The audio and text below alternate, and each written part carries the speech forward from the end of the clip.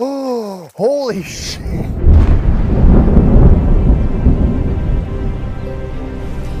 West Papua is home to over 300 different tribes, including one of the most isolated tribes in the world. How often are they being visited? This is not like touristic spot. They live in the jungle and then moving nomad life. 4 flights, a 2-hour drive, and miles of trekking through the rainforest has brought me here. Famous for their homes high in the trees, the Korowai people live and eat different from any place I've seen on Earth. This is the way how we survive in the jungle. Today, I'll be making contact. How do I say hello? Following in their footsteps. They just saw something in the woods here. And living the life of the Korowai people.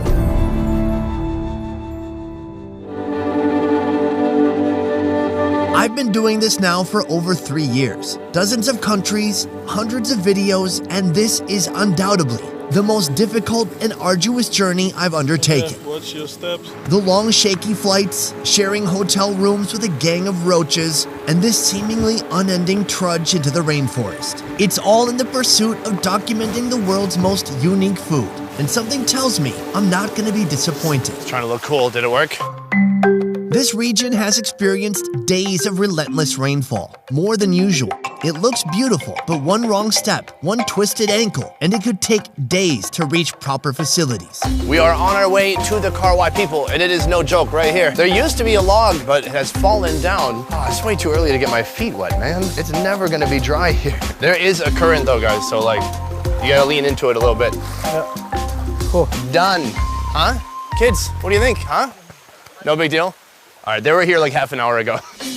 Ideally, you've got feet with some callus built up so you can just feel your way through the water. Instead, I just got these on. So I'm trying to not get water in my shoe. These guys, it's like no issue at all. It's hilarious. The Korowai thought they were alone in the world until 40 years ago when first contact was made. Now, many Korowai have been drawn to a modern lifestyle, trading in tree houses for homes and villages outside the rainforest. But some still live today as they did hundreds of years ago. At this point, my biggest question is like, what do you enjoy eating? What is your favorite food out here? Is it just about staying alive, or is there some food that's like the treasured food? Today, there are only 3,000 Korowai in Papua. What you are about to witness has never before been documented on video. Wow. Kotre, Kotre, Kotre, Kotre. Big brother, the big chief come to pick us up. Ah, how do I say hello? Kotre. Go today. Go today.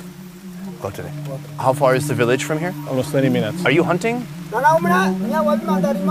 He said before I used to kill the enemy, but now I just come here to pick you up, not for killing you. For self-defense? Yeah. Well, I want to say thank you so much for allowing us into your village. And lastly, I brought some cigarettes in case you smoke. Do you smoke Marlboros?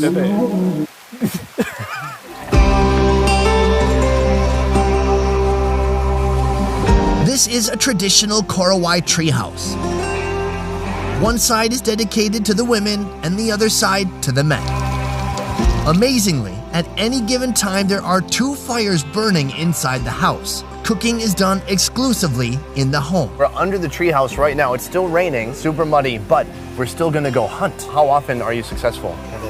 Sometimes they get it and sometimes they lose. So when you don't get anything, what do you eat? They mostly eating sagu. It's a staple food for Korowai people. Besides being their staple food, sago wood is also used to construct the floor, walls, and roofs of each home. Wow, where does it get the metal? From the missionary gave them for tools at home and then they use it for hunting. Is this usually the way you're hunting, with a bow and arrow? Yeah. The Korowai chief will let us join their hunt, but only if we can keep up.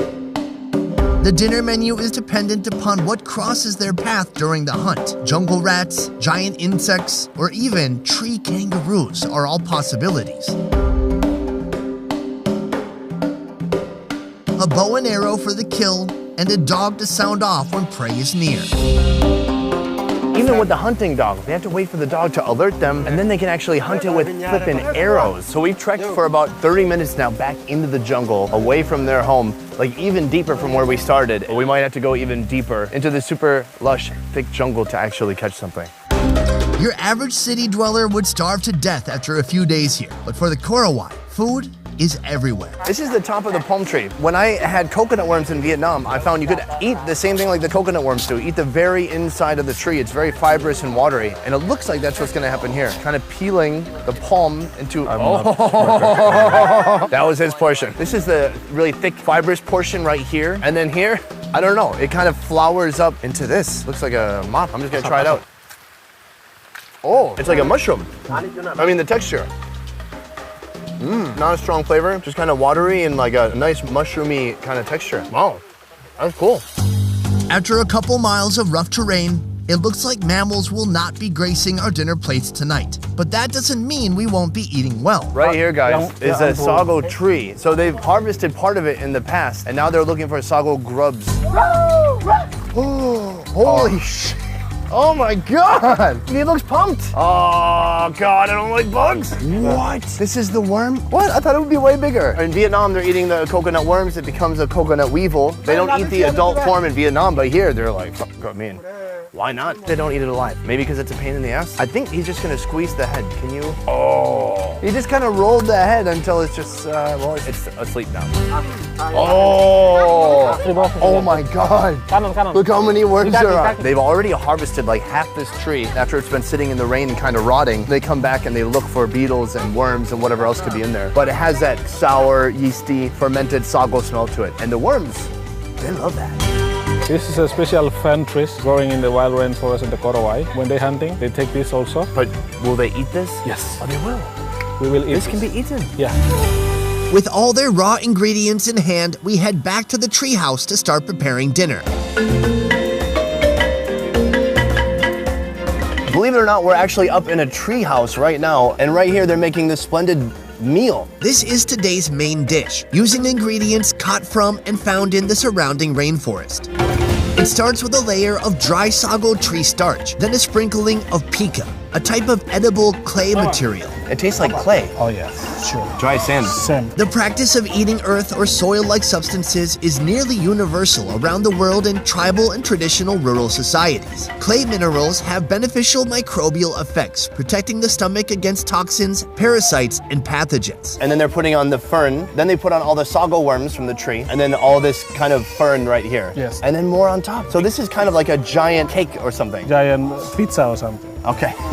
You're gonna put all these super hot rocks on here. Now they're gonna bundle all these leaves. It's like its own self-contained oven. And all of this is just stuff they caught and collected from right around here. Yeah. So cool. Oh, they're gonna put it on the fire. Oh, wow. 45, 35 minutes on the fire, and then we're gonna bust that open and eat it. What is that? This is the dry one. You will try. What? The dry what? Oh no, it's a sago worm. The sago worms that didn't make it into the main dish are put directly onto the fire and treated as an appetizer of sorts. Smoky. It kind of tastes like grilled chicken. I think because it's like singed. It's a little like charcoal flavor. It sounds like they're murdering a pig now. They're not. Turn it off. Throw it off. Oh, Coming up next, you thought that was it, but what about the beetles from today? They're right here. The beetles we caught earlier from the same sago tree were dispatched for easier transport. Sorry, you're dead. We're gonna eat you for dinner. All of them are dumped onto the hot cinders to cook through. Cheers. Oh, it just tastes like soot from the fire. I mean, it's on there. It's like a little bitter. Can I get you one? Yeah. Not bad. That's pretty good. Don't fall in the fire. Okay, I was helping you. He's like, I got it. I'm already 2, I'm fine. Boom! Oh! So this is finished cooking. We're all gonna join together, and I don't know which way we're bringing it. I'll get right there. They kind of cook everything this way, whether they've got some pork or some tree kangaroo. Wow, look at that. That vibrant red-orange color is from the sago. It looks kind of like a pizza, except for this pizza has worms in it. Oh, it's super hot, but he's ripping it apart with his hands. She says, no, use this, be smart. And he says, yes, I agree, that is a good idea. Oh, and then this is how they prepare it. This is like one serving right here. Thank you. After a portion of sago pizza is handed to each housemate, they retreat into their own personal space to eat. Inside, oh, big sago reveal. That fern that we saw in the jungle earlier has kind of cooked down. It's kind of a mush. And then that is mixed with all the sago. And then there's just little chunks of worm throughout. I don't know. Everyone just kind of rips it up and eats pieces. I'm gonna try it. This is sick, yo. This is so good. This is so weird. It's become this really gummy, chewy texture. And then the greens, the ferns have broke down. They're soft now. Earthy and grassy. It tastes like the jungle. It's about what you would expect. I mean, look at that. There's a giant sago worm right there in my next bite. Man, you really gotta chew the heck out of it though. That is out there, man. I must say, this is one of the most special moments of my life. Being so far away, a place we had to trek hours to through the rain, to finally being in this treehouse, their home, where they have a fire inside, they're cooking food that we caught today. It's so refreshing. It's so cool to see something this new, this different. It's beautiful. I love it. And it really, I don't know, it tastes like the jungle. Got a little bit of everything in there. Little sago, little worm, little greens, and that's Papua in a pizza.